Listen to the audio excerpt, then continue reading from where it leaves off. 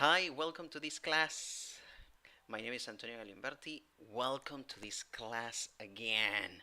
Welcome. I'm very happy to have you here, and this is class number 51. It's going to be in English. We're going to talk about asking for directions and traveling. Class number 51. And what are we going to be doing today? We will be discussing some information about modals, there plus be, imperatives, prepositions of place, the simple present, the simple past. Those are some things that we will be reviewing. We are going to train and test our test-taking strategies by describing what we see in these pictures in preparation for an international exam. The same with this prompt, which happens to be a card that has instructions that will allow you or allow us to make a conversation. We have a writing asking for directions, 157 words, and useful vocabulary to give instructions using imperatives, important phrases when you give directions when traveling. Online English classes, interested? Please visit our website, send us a message. And at the end of the class, we will have a Q&A session briefly based on the things we will be discussing today. So, welcome to this class.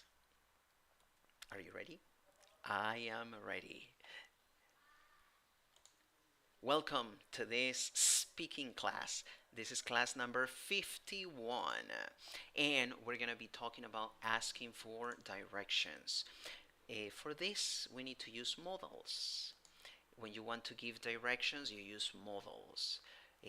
Do you see the modals right here on the table?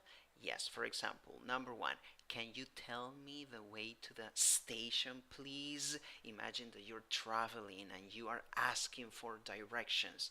What question can you ask? Can you tell me the way to the station, please? Or number two, you can also ask, could you tell me the way to the station, please? Another question, number three, how can I get to Main Street, please? So, in number one, number two, and number three, what do you see? You see modals. What color? Orange. So you have a modal, orange. After that, you have a subject, light blue, and then you have a verb in yellow. So you can use modals to ask for directions when you're traveling. You can also ask for directions using there plus be. For example, is there a subway entrance near here? Or number two, are there any supermarkets around here? So what do you have here? You have first in yellow the verb to be, then in orange you have there, and after that in number one you have an indefinite article that can be a because what comes is singular, and or in number two you can have a quantifier any. Why? Because what comes next is in plural. So is there a? Is there a? Or are there any? You can use these phrases to ask for directions. Now, if you want to give directions, so what can you use? You can use imperatives. For example, turn left at the intersections. Number two, go past the movie theater. Number three, stop at the traffic lights. Where do you see the imperatives? The imperatives are right there in orange. What is an imperative? It's just a verb, just as you see it in a dictionary. Example, number one, turn. Number two, go. Number three, stop. It is very easy to use imperatives to give directions and instructions. Now, you can also give directions using prepositions. And prepositions can be words, like for example, right. Number one, number two, left. Number three, go straight, straight. Number four, past. Number five, at. You can use these prepositions to give directions like turn right. Number two, turn left. Number three, go straight. Number 4, go past the movie theater. Number 5, stop at the traffic lights. But prepositions also come in phrases. For example, on the corner, on the right, on the left. And you can say things like number 1, it's on the corner. Number 2, it's on the right. Number 3, it's on the left. Awesome. Now, can we use all of this to practice our test-taking strategies? For sure we can. And we're going to start with one activity to practice our speaking for that day when you take the PEIC exam, which happens to be the Pearson English International Certificate. Imagine that you are traveling and you need directions. Your partner is a local person helping you out. During the exam, you will receive a card like this with instructions. You have to follow the instructions to engage in a conversation. The instructions in this card say, greet the man. Next, ask the man if he can help you. Next, ask him how you can get to the art museum. Number 4, ask him if he thinks taking a taxi is a better idea. Number 5, ask him if he knows when it opens. Yes, if he knows when it opens. And next, thank the man for his help. So you have the instructions here. Now you have to put your ideas together in order to create a conversation with a partner. You can use modals, the simple present, and imperatives to have a conversation like this. For example, you can be student A, yellow, and your partner can be student B, light blue. Do you see in yellow the modals? Yes, examples of modals. Yes, for example, in number 2, you have can you, can I get. In number 4, you see examples of the simple present. The same happens in number 5. Do you think? Do you think I should? Do you think I should? Or do you know? Do you know? Now, let's go to light blue. Do you see any examples of the grammar that we are reviewing today? Yes. For example, you can see an imperative and a preposition in number 3. Go straight. So, you can have this conversation during the exam. For instance, number 1, good evening. Hi.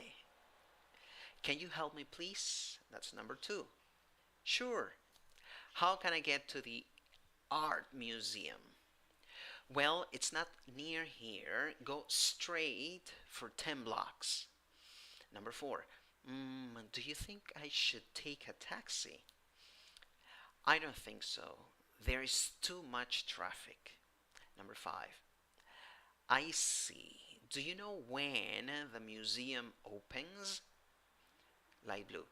I'm sorry, I don't really know. Number 6. Yellow. No problem. Thanks for your help. Light blue. 6. My pleasure. So you can put a conversation like this together when you're taking the exam, so that you can show the examiner that you know how to use modals, the simple present, imperatives, and prepositions of time or prepositions of place. Now we're going to see how to use pictures during an A2 Key Cambridge exam. And what happens, you have a set of pictures and you will have to write a story based on the pictures, the story of this woman. Maybe she's traveling, she's asking for directions. Before her trip, she's looking at maps. She doesn't want to get lost. So what do you need to put a story together? You need a simple present, maybe to talk about the things that she usually does when she travels. For example, number 1, based on that picture, what 3 sentences can you write? Well, we are doing it here to practice our speaking, but when you take the actual exam, you will have to write the sentences. So number one, before she goes on a trip, she always uses an online map. Do you see the simple present there? Yes, she goes and she always uses. Subject, she, verb, goes, uses. Now, number two, she locates the places of interest on her trip on the map. Simple present, she locates. She locates, right? It ends in S. Now, number three, she also chooses the best routes or routes. Okay? According to the Merriam-Webster dictionary, you can pronounce that word in those two different ways. Do you see the subject? She. Do you see the verb? Chooses. Awesome.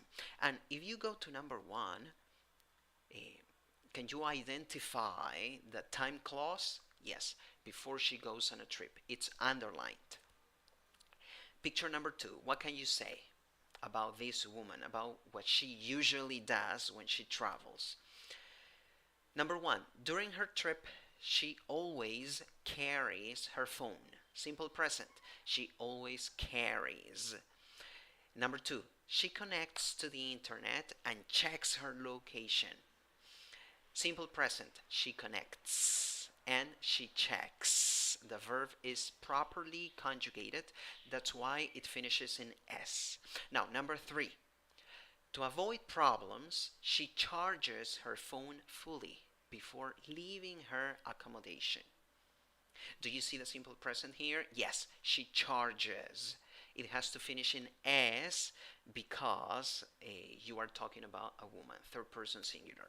Now, go to number one again. Do you see a time clause there? No, but there is a time marker during her trip. Number three, do you see a time clause there? No, but there is a time phrase before leaving her accommodation. So, number one, the time marker, and number three, the time phrase, both give you context on when a situation takes place. Now, let's see the third picture. What can you say about what this woman does every time that she is traveling and needs directions? According to the picture, you may see, or you may say things like this. Number one, when she takes the subway, comma, she reads the maps on the walls. Simple present, she takes. She reads. Do you see a time clause? Yes, when she takes the subway. That gives you information about timing. Now, number two, she also takes pictures of the maps for future reference. Simple present, she also takes. Number three, she never asks for help when she has a map right in front of her. Simple present, she never asks. She has. Do you see a time clause in number three? Yes, when she has a map right in front of her. That is the context. Good. Now, picture number three. When she feels that she's lost, she asks for directions. A time clause, when she feels that she's lost. That is the context. A simple present, she feels, she is, and also she asks. Now, number two, she doesn't like it though. Negative. When you have a sentence in negative form, your verb is not going to change. You have to add an auxiliary. Which is the auxiliary here? Doesn't. It's not don't because the subject is she. It is not I, you, they. Right? Now, number three, she prefers to do things by herself. What is the subject? She prefers. Cool. Now, if you want to watch the whole video or more videos about test-taking strategies or stuff like that, please visit aglanguages.com. And if you are interested in taking online English classes, please visit our website and send us a message also. That's our email address, info@aglanguages.com. If you have any comments or questions, please leave a comment under the description of this video.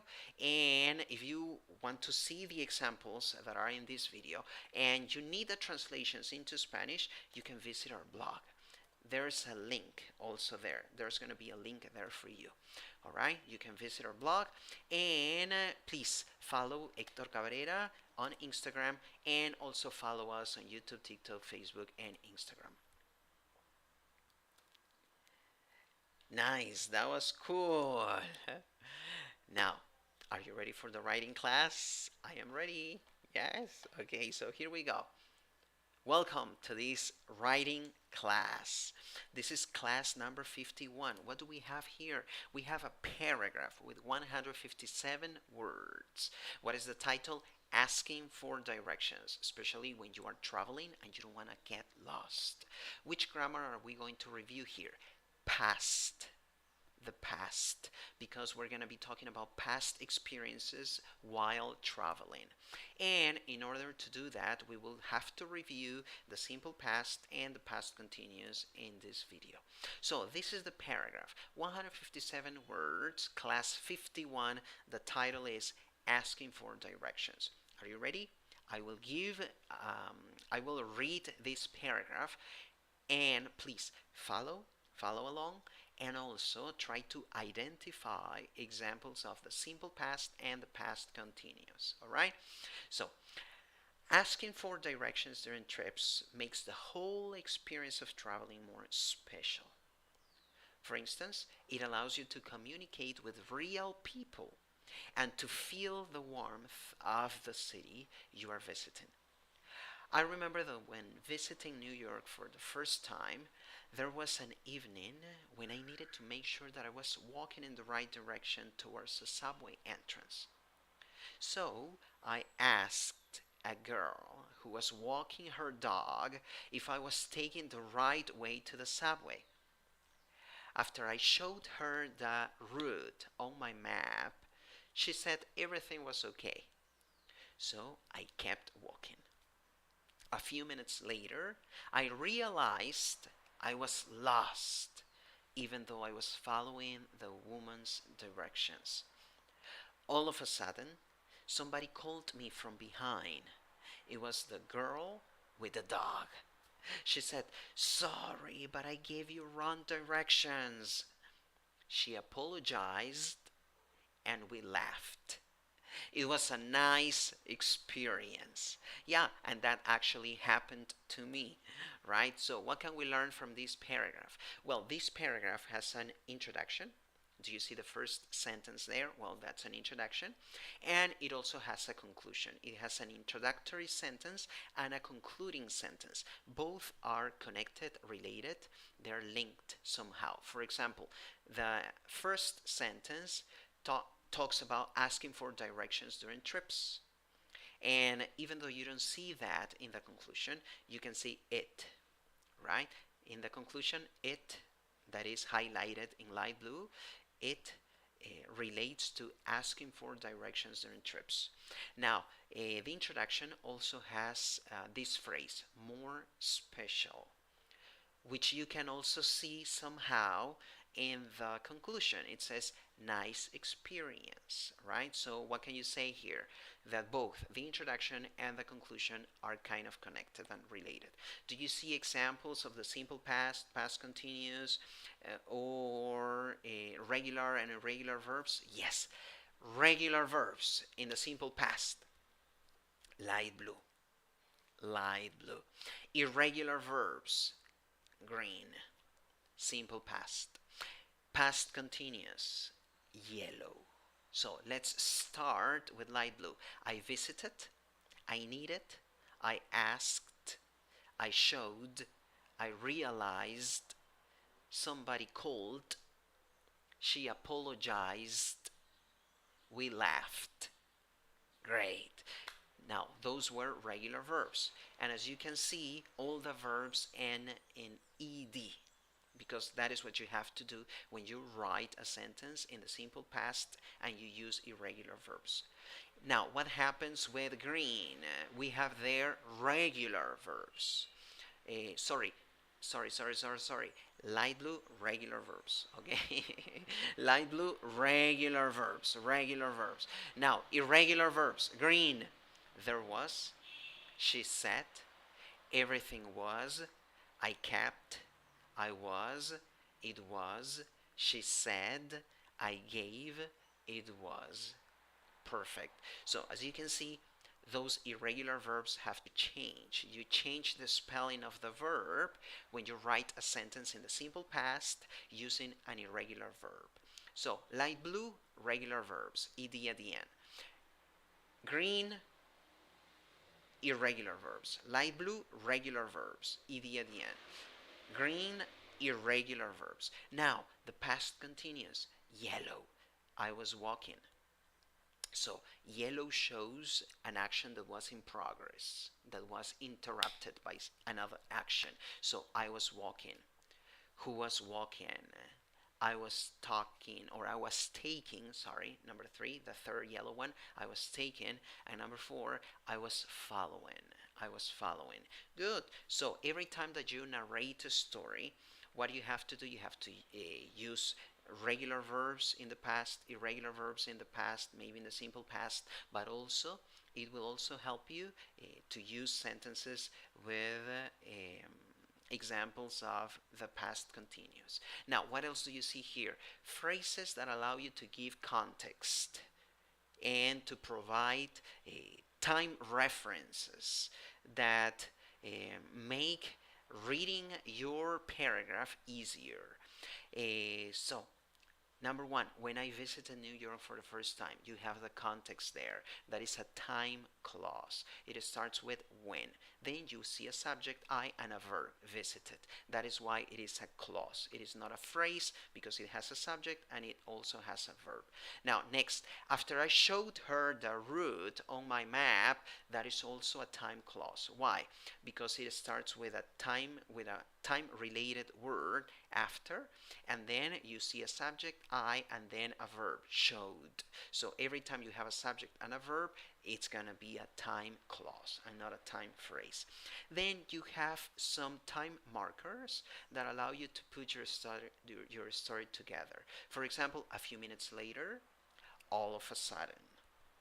Use expressions like that when narrating a story. If you want to write a story like this, what can you do? You can put your ideas together into a graphic organizer like this. First of all, you can talk about facts, general information about what most people do or what people usually do when traveling, about asking for directions. Then light blue, orange, and green can be about an experience, a narration of a past event. So yellow can be in the simple present to talk about a fact, whether or not you always ask for directions when you travel, and light blue, orange, and green can have ideas on a story that you can narrate about asking for directions. Then you will have something like this, right? Yellow in the simple present, and then light blue, orange, and green your story. Orange about, or sorry, light blue about when the event happened, where it happened, what the problem was. Orange can be about what you did about it, and green can talk about what the outcome was, right? If you want to watch the whole video, visit aglanguages.com. You will find more videos there as well. Are you interested in English classes online? So please contact us and visit our website and send us an email at info@aglanguages.com. Please leave your comments, your questions, and if you want to see the examples or the translations into Spanish of those examples, please, there's a link there. You will see it there. The link is going to take you to our blog, and there you will see the examples in English and Spanish if you need that. Please follow Hector Cabrera on Instagram, and also follow us on YouTube, TikTok, Facebook, and Instagram. Are you ready for the next part of this class? I'm glad you are, because I am. Cool. So this is class number 51. We're going to do vocabulary and pronunciation now. All right? Welcome to this class. It's a vocabulary and pronunciation class, class number 51.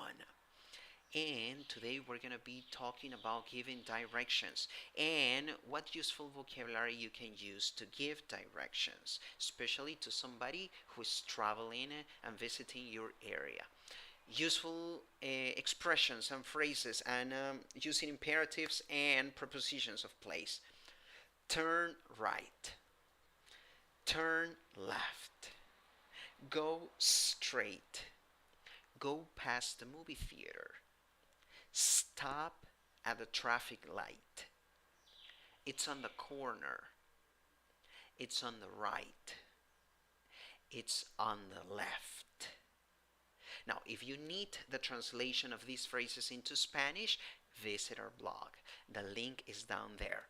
Now, let's focus on the pronunciation of some of these words using phonetic symbols taken from the Merriam-Webster dictionary. For example, this word. It has 4 letters and 4 sounds. When you write it with a U, but when you pronounce it with a schwa. Turn, turn. This other word. It has 5 letters and it has 3 sounds. The pronunciation is right, right. Do you see that I with a mark on top of it? Well, the pronunciation of that, it's I. That's why you pronounce the word right. Okay? It's like an I wearing a hat. Correct? Now, number 3. 4 words, 4 sounds. Left, left. Very easy, right? Now, 2 letters, 2 sounds. O wearing a hat. How do you pronounce that? O. So, what's the pronunciation of this word? Go, go. Now, number 5. Straight. When you write it, you need letter A and letter I. But when you pronounce it, you only have one vowel, one sound. That's A wearing a hat. What's the pronunciation of that sound? A. So, how do you pronounce this word? Straight. 8 letters when you write it, 5 sounds when you pronounce it. Next, 4 letters to write past, 4 sounds to pronounce the word. This A sound is the sound of an A, as if it, imagine that vowel is laughing. Okay, so you have to say past. All right, past. Now 7. You write it with O, but you pronounce it with A. But this A is a special A. It is a mix of A and O. All right, so it's stop, stop. 4 letters when you write it, 4 sounds when you pronounce it. Next, on the corner. All right.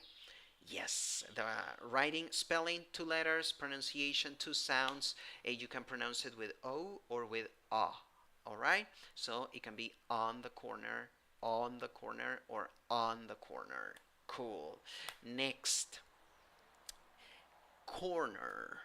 6 letters, 6 sounds. How many syllables do you see? 2 syllables. In the first syllable, you have an O sound, and in the second syllable, even though you write the word with E, the pronunciation is with schwa. Corner, corner, right? Now, this word, wow, it's a long word. It has 12 letters, but when you pronounce it, it only has 11 sounds. It has 4 syllables, and as you can see, 2 syllables are stressed. The third syllable in yellow is the one that has the primary stress, and the one having a secondary stress is the one in gray, the first one. So how do you pronounce the word? Intersection, intersection, intersection, intersection. Right? Now you see that you have an I in the first syllable, which is pronounced in. All right, it's a weak I. Then even though you write it with E, in the second syllable, the pronunciation is with schwa. And well, in the third syllable, we have no problems. We have E when you write it and E when you pronounce it, but the pronunciation is right? And in the fourth syllable, you have I and O when you write it, but in the pronunciation, you have schwa. So intersection. Cool. 11. You write it with 5 letters. The pronunciation is with 4 words. You have an O when you write it, and the pronunciation is with A. Block. Block. Good. Then 6 letters when you write it, and 5 sounds when you pronounce the word. It has double E in the pronunciation, but in the spelling. But when you pronounce the word, you need the E with wearing a hat. What is the sound of that? What is the sound of that vowel symbol? It is E. So the pronunciation is street, street, street. Now we have one more. Good. 4 letters, 3 sounds.